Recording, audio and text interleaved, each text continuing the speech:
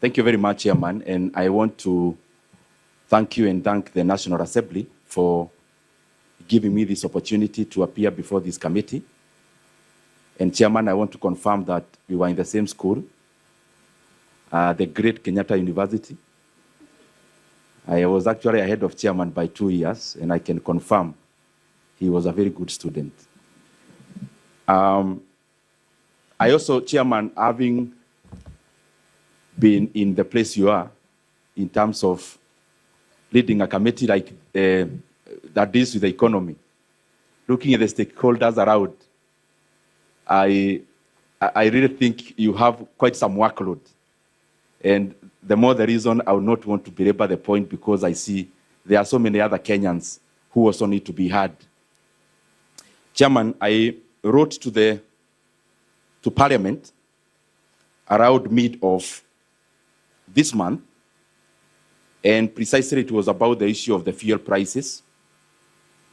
I thought after what happened in terms of EPRA Gazette, that us as members of Parliament, there is something we could have done or we could do. And therefore I wrote to the Speaker and I wrote to the clerk. By that time I was writing to the Speaker to recall us from recess, but that has been overtaken by events because we are now in session. I also wrote to the clerk with specific clauses, which I was looking forward into amending in a way of lowering the fuel prices.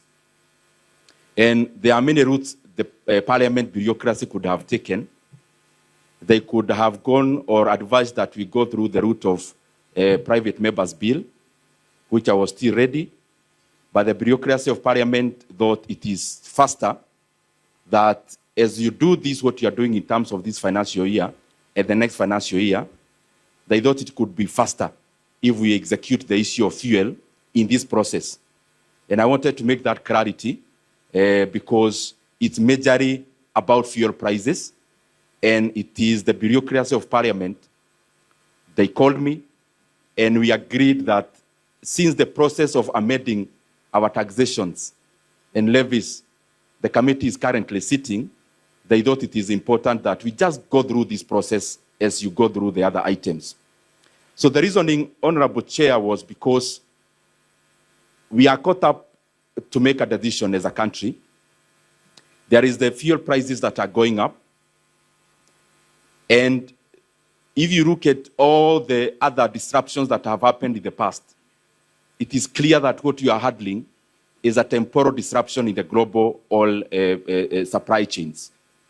And therefore, we have to ask ourselves as Kenya, do we need to make decisions that will be very far-reaching in the medium and long term based on the temporary situation, or can we do something about it so that we have some stability in the medium and long term? And I went to the option of intervention. Interventionist meaning that we do something as Kenya so that we can arrest the future instabilities in terms of all the other parameters of the economy. Secondly, Chair, is that if we let things flow the way they are flowing, without any major intervention and without proposing any major interventions, clearly we'll be having inflation figures coming out over the weekend for this month. And for sure, they are likely to be over 7.5% year on year. That is one parameter. If we look at the other issues, for example, other things that are responsive to oil prices increment, which affect everyone, namely, for example, fares. I was with one Kenyan yesterday, and they were telling me that previously, the fares they used to pay from where they live to the place of work is 80 shillings. But out of what is happening in terms of our oil side, in terms of pricing, that has increased now to around 120 shillings, which is a 50% increment. But highly unlikely that you are going to see a downward trend in those variables if oil prices definitely go down as we anticipate. This is a moving target, and this is a moving vehicle. The oil prices for the last 2 years have been very fair to the world at around $60 per barrel. But currently, we are talking about 90, actually, by the time I was appearing before Budget Committee, which is a day before yesterday, global oil prices were around $91 per barrel. Now we are talking about $88 per barrel as of today. Meaning, for sure, as we have started in the past, these disruptions happen temporarily. And we are therefore likely to also have the base, which is much lower than the current situation. So the issue is, do we do something about it, or just let the markets determine the fate of Kenyans? And I thought the reason we are elected is to intervene at a time like this. As I go, because I want to go straight to the issues that I have proposed. The current oil prices, as they are in Kenya, super, for example, levies and taxes account for 74 shillings. Margins for the importers and the people that deal with in the oil business, supply chain, their profit margin is around 17 shillings. There are other small fees for transportation and others. So in a country like ours, we have a 74 shillings opportunity plus a 17 shillings opportunity to do something at the pump price. And therefore, I want to dissuade all of us, when we say an oil producing country is a price taker, I agree in terms of landing cost, but there is a lot we can do in terms of our taxes and levies, which account for a lot. In super, we are talking about 74 shillings. In diesel, we are also talking about between 60 and 70 shillings. That is taxes and levies, without actually inputting the margins. If you input the margins, we are talking about over 90 shillings per litre. And that is the basis of my proposal. That to lower the fuel prices now, temporarily, actually my workings are for the next 6 months, we do 4 things. One, we compel the government to lower the margins for the people involved in the oil business, including importers, by 4 shillings. Second is to invoke a change in the VAT of fuel products. From the current 8%, we tax exempt for the next 6 months, and that will give Kenyans reprieve by around 17 shillings and 15 shillings for diesel and super petrol, respectively.